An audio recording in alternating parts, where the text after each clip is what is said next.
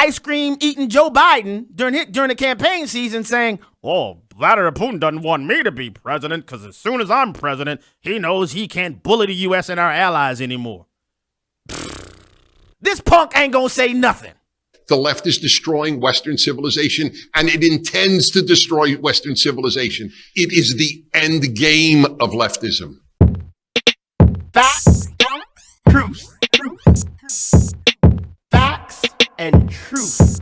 And the truth shall make you free. Most of you know.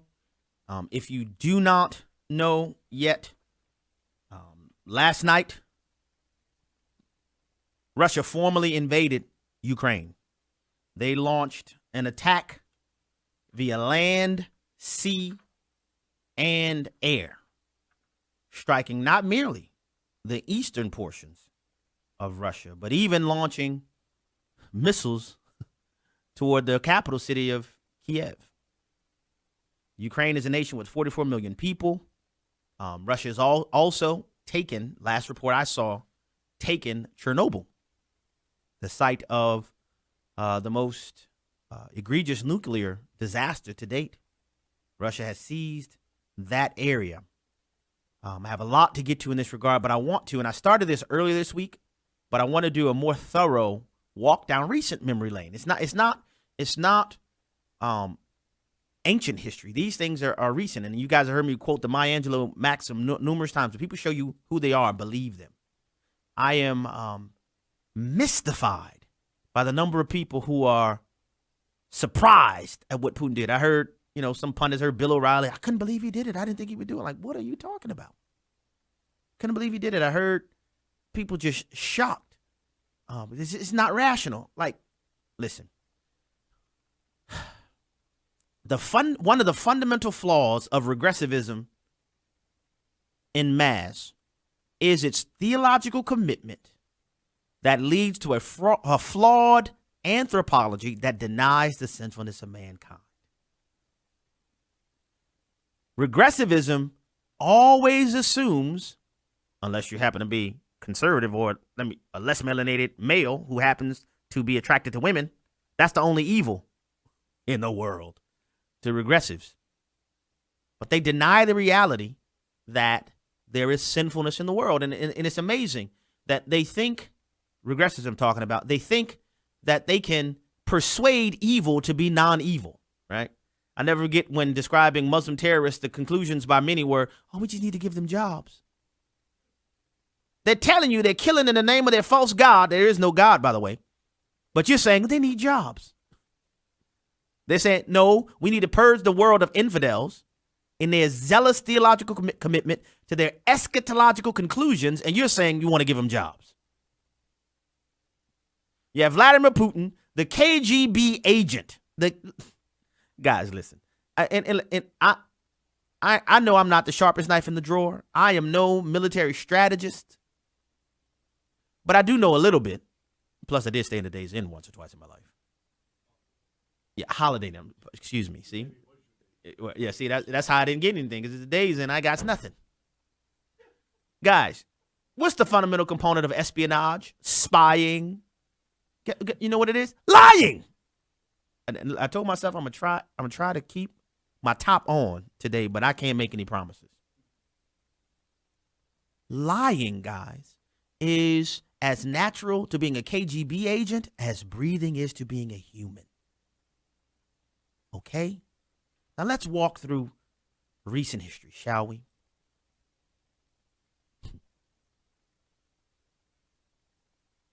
In 2008, I'm so glad, Jeff, you got the graphic of the map of Russia versus the Ukraine and Belarus, because I want to explain to some people some things there. In 2008, Vladimir Putin, as the president of Russia, what did he do? He invaded and occupied portions of Georgia. Not the state in the southern United States, not with a university that just won national football championship in college. The European nation of Georgia. I know a lot of us may not be well-oriented geographically with these areas, but Georgia is a nation that is immediately south of the Russian border. It is a nation that is between Russia and Turkey. Georgia is northeast slightly of Turkey and south of Russia. Okay? Putin invaded Georgia, occupied large swaths of that territory. Back then, there were rumblings about his desire to reestablish the United Soviet Socialist Republic, known as the USSR. How did the world respond? And more specifically, how did the United States of America respond? Oh, I'm so glad you asked. Do you recall that immediately thereafter, beginning in about 2009, there was one newly elected president, one Barack Hussein Obama, and his Secretary of State, she who shall never be named president, she who shall never be president. And what foreign policy posture did they take towards Russia? Remember, just having invaded and occupied the sovereign nation of Georgia, the United States government adopted a policy called reset. We want to have a reset. We no longer want to have this stalemate with Russia. The Cold War was so 1980s, you know? Just like mom jeans and peanut butter and jelly sandwiches without the crust cut off. We're in such a new day. I mean, it's the skinny pants regime starting afresh. Let's just have a reset. Guys, the only way you can attempt a full-on reset in policy is if you think the Dalmatian has changed his spots. Vlad is no longer Vlad. And guess what that indicated to good old Vlad, who is not good, even though he is old. You know what that told him? Oh, a word? They not tripping over me taking Georgia? Bet. And guess what happens when the United States of America says we want to lead we want a new regime and a new foreign policy of reset with Russia. Guess what the rest of the world does? Because the United States of America is the big dog on the global stage. The rest of the world goes, "Aww." Remember the old 1980s cartoon Care Bears? Care Bears stare. This is not the U.S. This is not the USSR. There are no Russians trying to infiltrate. This is new country. All right. Fast forward a little further. I played the audio for you. I'm not going to do it again now because I got a bunch of other audio I got to get to today. Fast forward a little further. One Barack Hussein Obama was campaigning. And I want you to connect these dots because you have to see this line of continuity. One Barack Hussein Obama was campaigning for re-election. Well, I'm going too far. Before that, I got it right. Campaigning for re-election, during the campaign for re-election, Barack Hussein Obama was in a debate with Mittens, put him up Romney, right? What's the greatest existential threat on the national stage, on the global stage? Romney says Russia. Barack Hussein, remember, the one who had already initiated this policy of reset after Putin had taken Georgia. You have to understand that. Putin invades Georgia. U.S. says, let's reset. Romney says, yo, Russia is tripping. Obama says, the 1980s have called, asking for their foreign policy back. The world laughed. Ha, ha, ha, ha, ha. Belly laughed. Ha, ha, ha. And Mitt the Mormon, isn't he, with his fancy underpants? Isn't he just a joke? Ha, ha, ha, ha, ha.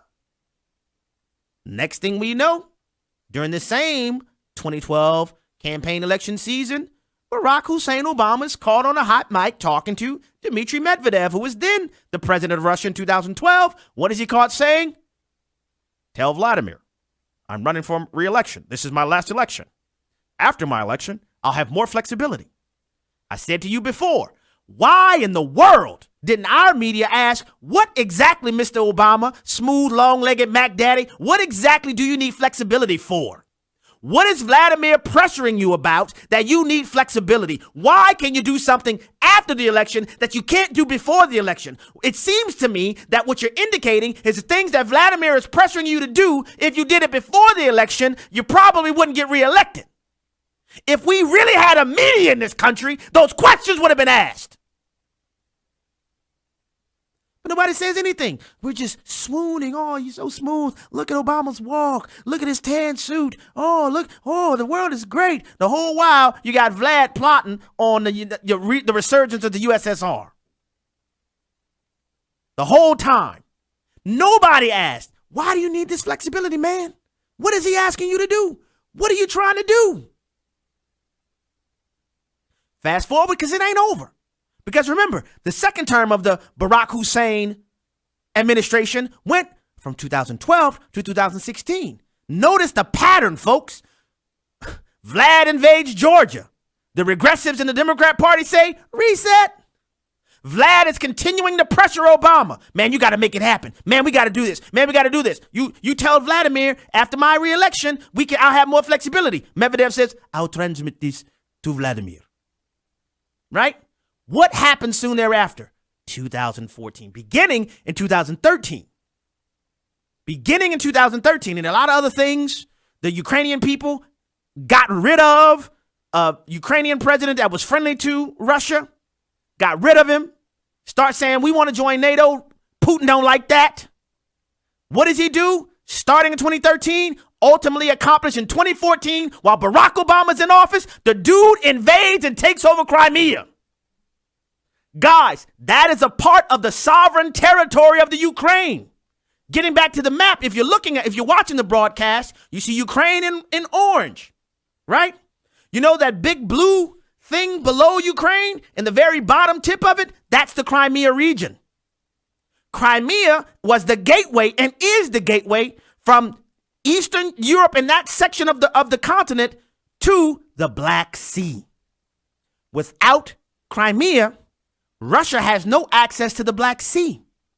Gaining access to the Black Sea gets them closer to their homeboys in Turkey and other places to allow them access to the Mediterranean Sea. Putin takes Crimea. Did you hear the Obama administration say we're going to rescind the reset? No.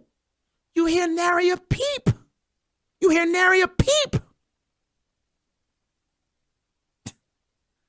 I played to you the laughable audio of ice cream eating Joe Biden during the campaign season saying, oh, Vladimir Putin doesn't want me to be president because as soon as I'm president, he knows he can't bully the U.S. and our allies anymore.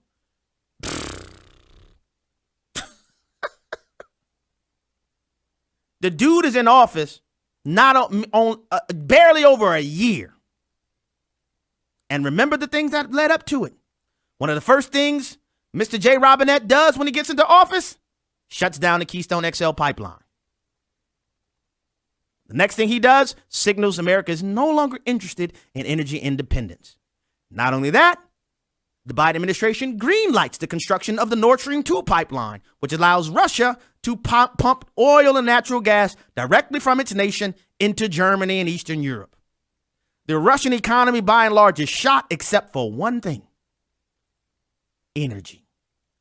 I'm going to get to that in a moment. Biden does all of these things. What does that tell Big Bang P in Russia? Oh, we got another one around. Oh, yeah, I forgot. This dude was the vice president when I took Georgia, right after I took Georgia, and he was the vice president when I took Crimea. This punk ain't going to say nothing. Did I fail to mention he just witnessed the disastrous withdrawal from Afghanistan when the United States of America, the nation that is known around the world, you may say a lot of things, but there's two things you know. We keep our promises and we never leave our own folks behind. Oh. See what had happened was we leave our old we left our folks behind in Afghanistan. We didn't keep our promises. Guess what that tells the world and Big Bang P? Man, I don't know if we can trust America anymore. That's another point. Of course, David way to point it out. Cannot forget the sale of uranium, which allows the enrichment of nuclear fission to the Russians. Certainly we can't forget that. So guess what all of these things tell Mr. Putin, who, remember, 2008, take a little bit more. Take a little Georgia. 2014, let's go ahead and take that Crimea. The Ukrainians needed weapons. Obama sent them blankets. 2022, and isn't this remarkable? a week after the Winter Olympics that happened to be in Beijing, China. Gee, this is Vladimir. Hey, how may I help you, Mr. Putin? We're going to let these Olympics run out. But as soon as that's over, knuck if you buck. Oh, okay. Wait till Olympics end. The week after, invading a sovereign nation. Guys, all of these things combine to indicate to Mr. Biden, to Vladimir Putin, they ain't gonna do anything. So let's do it. And I'm not saying that America needed to do anything militarily, but there are a lot of tools in our tool belt that should have and could have been deployed before we ever got to this point. But many of those tools were not only taken off the shelf, they were dismantled and revealed to old Vlad, man, what tools? We don't need tools because we remember you're a kind guy.